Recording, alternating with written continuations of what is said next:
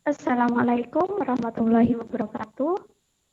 Kami dari kelompok 2 Paralel Computing kelas A pada kesempatan kali ini akan menjelaskan mengenai algoritma pipeline yang merupakan tugas dari mata kuliah Paralel Computing. Next.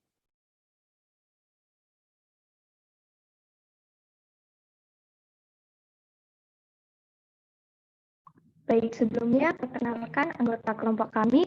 Yang pertama, saya Mariska Mulidina dengan NIM 202410103039.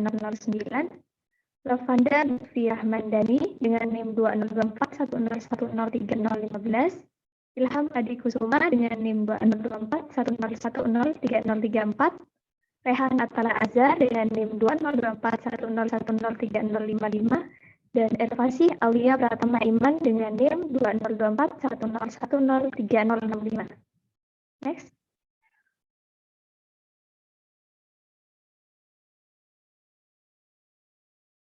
Baik, yang pertama yaitu mengenai definisi dari pipeline.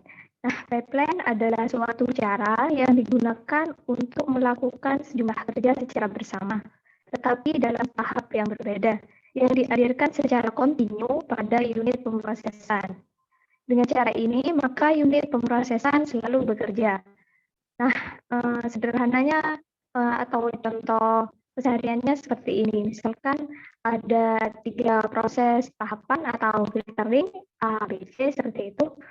Kemudian ada 3 elemen, misalkan elemen 1, 2, dan 3. Nah, elemen 1 ini misalkan melalui tahapan A seperti itu. Kemudian jika sudah selesai dari tahapan A, kan elemen 1 akan ke tahapan B. Nah, tanpa menunggu elemen 1 tadi menyelesaikan semua prosesnya, yaitu A, B, C. Nah, elemen 2 ini sudah masuk ke filtering yang A tadi, yang A tadi. Nah, jadinya proses yang berjalan itu jadi lebih cepat daripada menunggu masing-masing elemen menyelesaikan seluruh proses. Nah, lalu teknik pipeline ini dapat diterapkan pada berbagai tingkatan. Nah, dalam sistem komputer, contohnya pada level yang tinggi, misalnya program aplikasi dan lain sebagainya gitu.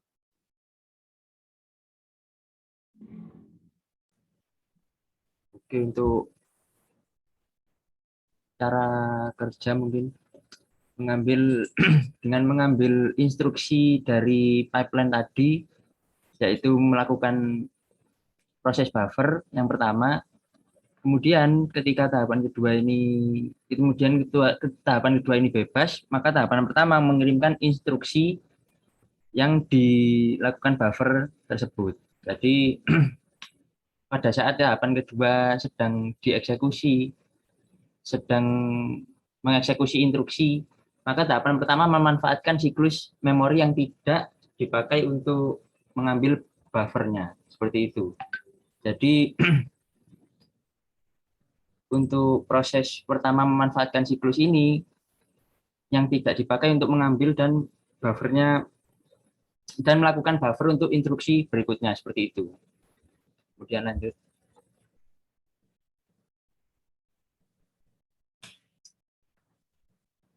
Nah, untuk studi kasus yang digunakan dengan menggunakan konsep pipeline, ialah algoritma untuk menghilangkan spesial karakter, kemudian blank, dan mengubahnya menjadi uppercase, seperti itu. Dengan cara melakukan filter dengan pada stage-stage tertentu, yaitu stage panggung, seperti itu, dengan ukuran data string sebanyak 50 karakter atau 50 elemen dalam satu array-nya, seperti itu. Kemudian lanjut.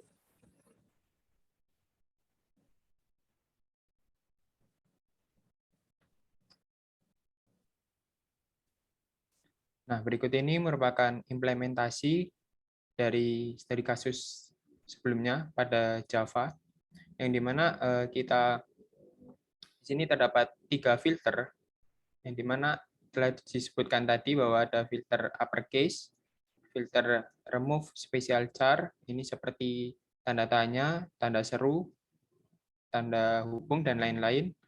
Kemudian di sini ada filter blank char untuk spasi.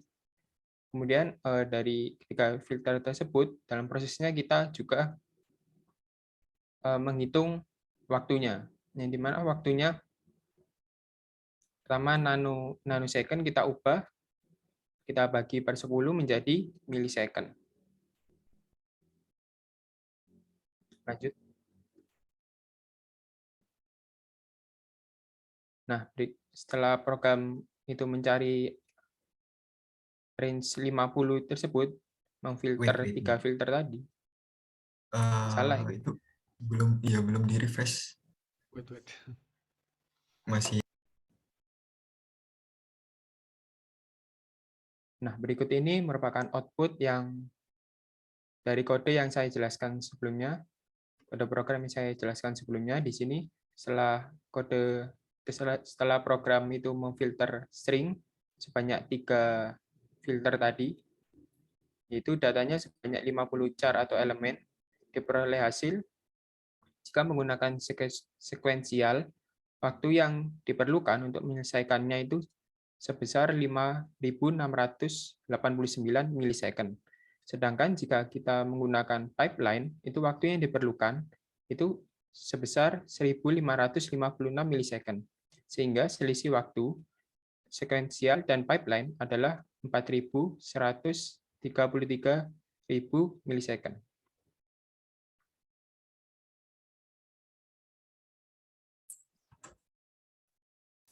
Oke, selanjutnya analisis speed up dan efisiensi. Di sini analisis speed up menggunakan rumus SP sama dengan T1 per TP, yaitu T1-nya adalah lama waktu eksekusi pada single prosesor, sedangkan TP adalah lama waktu eksekusi pada prosesor, itu diperoleh sebagai berikut. Nah, karena kita menggunakan 8 thread, maka waktu yang diperlukan yaitu pada single prosesor tadi seperti sudah tertera pada output yaitu 5.689 per untuk TP-nya adalah eksekusi pada prosesor atau menggunakan pipeline yaitu 1.556. Jadi 5.689 dibagi 1.556 diperoleh hasil 3,65.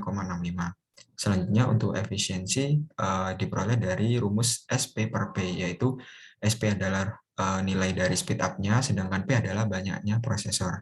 Nah, di sini SP tadi nilainya 3,65 per prosesor yang digunakan adalah 8, sehingga diperoleh 3,65 per 8 sama dengan 0,45.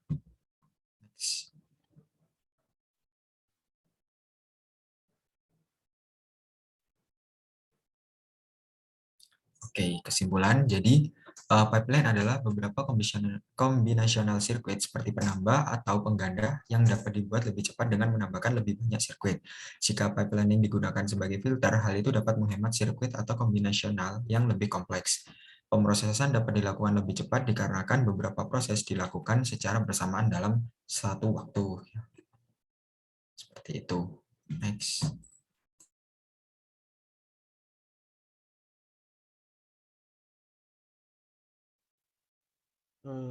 Untuk implementasinya, izinkan saya membuka IntelliJ.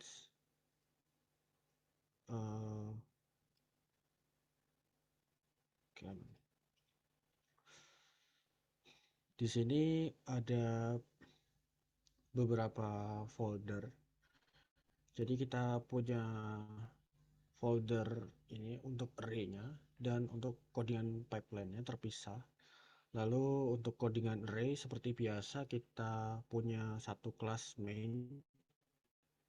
Satu kelas main ini nanti semuanya berawal dari sini. Nah, lalu ini untuk mainnya.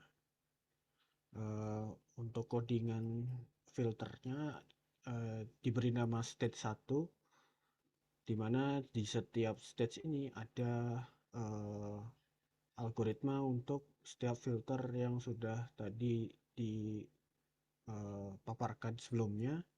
Yang pertama itu ada filter uppercase, nanti dia mereturn hasilnya di filter. Lalu yang step nanti juga di return hasilnya. Yang step ketiga juga sama seperti itu, remove blank character. di mana nanti hasilnya akan dikembalikan ketika semua stage-stage ini dipanggil pada saatnya. Lalu kita balik lagi ke main. Nah, di main ini juga ada generate huruf, di mana generate huruf ini akan menginitialize baru dari kelas random string, di mana algoritma random string ini pada intinya dia akan mengembalikan nilai satu huruf random, bukan satu huruf saja tapi satu karakter yang random, bisa angka, integer, angka kecil, atau special karakter seperti itu. Lalu kita setelah udah di generate, kita tambahkan satu persatu di dalam penampungnya itu nama listnya. Nama array-nya adalah payload di sini. Lalu ini dari line 36 sampai line 51 itu merupakan yang versi sequential, jadi kita langsung taruh di main.java ini. Ini adalah langsung kita mengeksekusi 3 filter ini. Nah, lalu dengan ini ya kita hitung juga seperti itu, kita seperti biasa kita update untuk start waktunya dan end waktunya. Lalu setelah sequentialnya sudah yang versi pipeline. Nah, untuk versi pipeline-nya kita panggil stage 1, stage 2 tadi ya. Itu lalu kita update juga. Nah, lalu kita run itu untuk payload. Payload itu tadi kan array-nya. Lalu ketika ini dipanggil, maka stage 1 akan dijalankan, lalu stage 2 berurutan seperti itu, stage 2, dan yang terakhir adalah stage 3. Jadi berurutan seperti itu. Lalu untuk kenapa bisa seperti ini tuh ada di codingannya pipeline. Nah, kita pipeline itu punya di dalamnya ada sebuah algoritma yang untuk eksekusi pipeline-nya. Lalu kita punya interface juga, yang penting di sini ada stage interface, di mana stage interface ini adalah kita kasih tahu bahwa yang sekarang itu, yang T1 itu akan menjalankan T2 dan begitu seterusnya. Jadi mungkin saya run dulu. Saya run.